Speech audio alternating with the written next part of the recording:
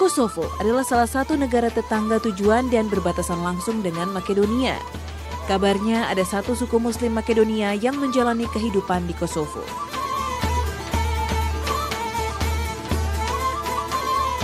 Begitu tiba di Pristina, ibu kota Kosovo, setelah 2 jam perjalanan dari Skopje, saya merasakan hal yang berbeda.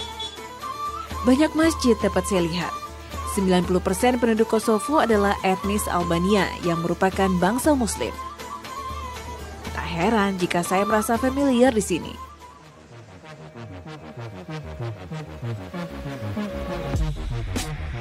Perjalanan masih saya lanjutkan. Karena suku Muslim yang ingin saya temui tak berada di ibu kota, melainkan di daerah Brod, area pegunungan di Kosovo.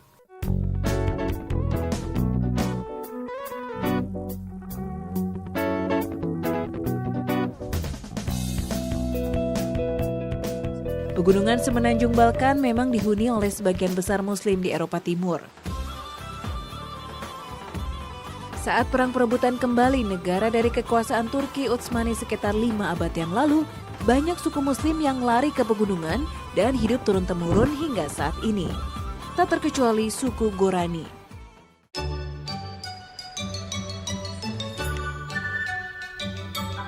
Hari ini saya punya janji membantu Nenek Lermina, wanita dari suku Gorani, untuk mencari daun koprive. Ini adalah daun kiprevo, daun yang biasa digunakan oleh masyarakat sekitar untuk membuat masakan khas. Nah, daun ini jika ingin dicabut harus menggunakan sarung tangan karena akan menyakitkan. Ya, dan saya tahu kenapa harus pakai sarung tangan, karena dengan sarung tangan saja ketika terkena daunnya sangat perih. It's so hurt.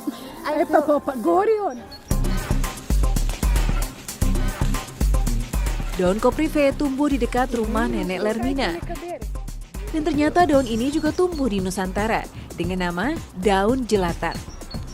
Daun koprive atau jelatang memang berkhasiat, namun keberadaannya sering diabaikan karena bentuknya yang tak menarik. Koprive juga bisa menyebabkan rasa panas, gatal, dan bahkan bentol jika bersentuhan langsung dengan kulit. Tanaman yang membutuhkan kelembapan tinggi ini memang banyak ditemukan di Eropa Utara dan juga Asia. Saya semakin penasaran, makanan seperti apa yang Nenek Lermina buat dari daun jelatang.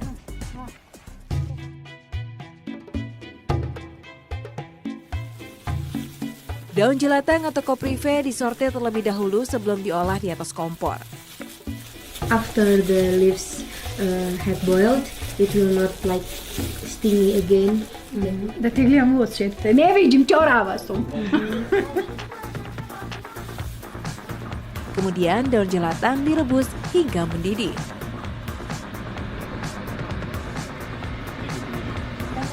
Bawang bombay menjadi bumbu penambah rasa utama dalam masakan ini.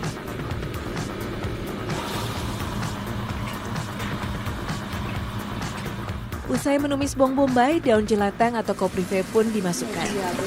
Hidangan ini disajikan khusus untuk memperingati hari besar seperti Idul Adha dan Idul Fitri, karena daun ini mudah didapatkan, ada di belakang rumah dan yang pasti halal.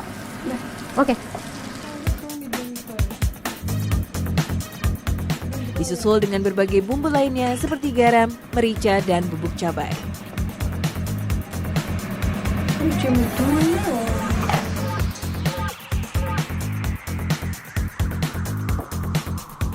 Tak hanya tumisan daun koprive, Nenek Lermina pun mengajari saya cara membuat manitsa, roti khas Gorani yang terbuat dari tepung gandum.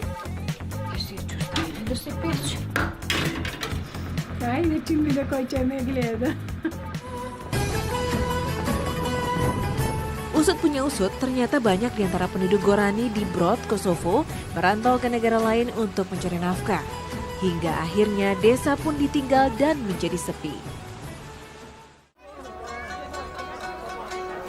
Yang istimewa, justru gelar suku Muslim yang disandang Gorani adalah pemberian dari Josip Broz Tito. Presiden Yugoslavia saat itu, di tahun 70-an, ingin memberi penghargaan dan identitas kepada komunitas warisan Turki Utsmani ini.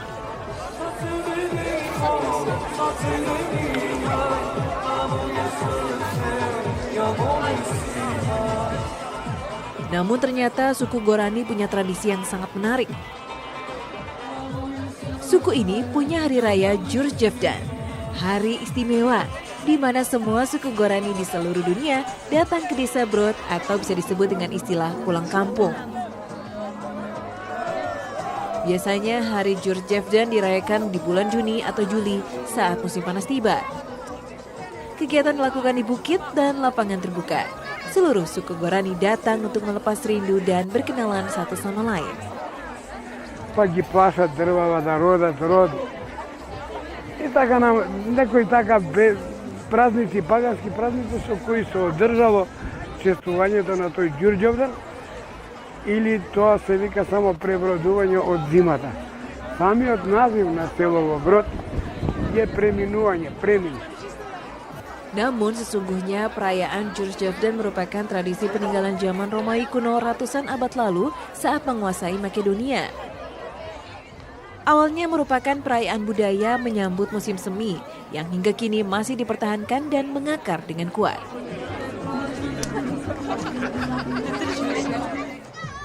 Semua orang yang datang, khususnya wanita, wajib mengenakan pakaian tradisional saat hadir pada perayaan Jurjevdan. Saya pun ingin melihat langsung seperti apa baju tradisional suku Gorani. Di desa Brod hanya ada satu penjahit yang memenuhi pesanan baju tradisional dari suku Gorani.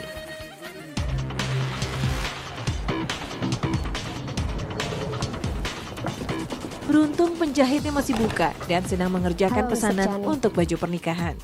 Ini adalah satu-satunya penjahit yang menyediakan baju pengantin dan juga baju tradisional untuk sekitar 300 wanita yang berada di Kampung Brod. So this is the vest for the bride. Putih menjadi warna favorit, melambangkan kesucian, elegan, dan mewah. Ditambah dengan hiasan kristal Swarovski, menjadikan harga baju ini cukup tinggi, yaitu €600 atau lebih dari 7 juta rupiah. Sve otkupljivali od Makedonije i nosili u druge države, ne znamo gdje je to išlo.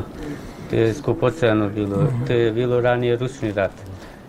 I više se plaćalo ranije nego sad što se plaća. Mumpung ada banyak pakaian Gorani di sini, saya ingin mencoba salah satunya.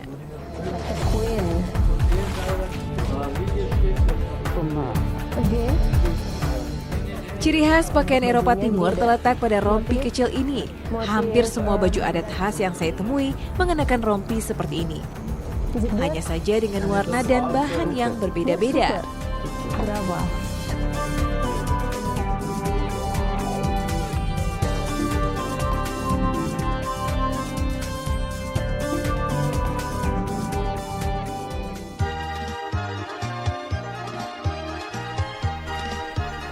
Karena tingginya permintaan, sang calon pengantin atau empunya hajat harus memesan hingga 3 bulan sebelumnya. Nenek Lermina pun ingin memakaikan saya baju tradisional miliknya.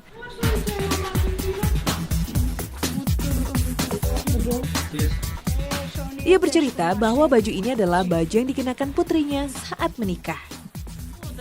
Dengan sigap dan penuh semangat, ibu dan anak ini memakaikan saya baju pengantinnya.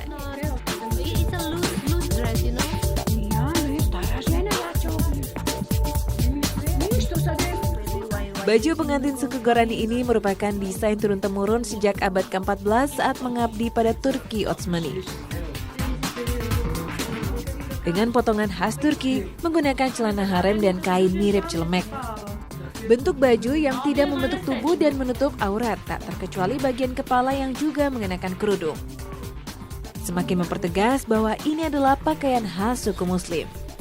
Lewat baju pernikahan kita bisa mengetahui tradisi dan juga kebudayaan dari masyarakat Gorani di Kosovo. Dan di sini semakin banyak koin emas yang digunakan di kepala dan juga di dada, menandakan tingkat kekayaan keluarga masing-masing. Dan jika ini dihitung komplit sekitar €7.000.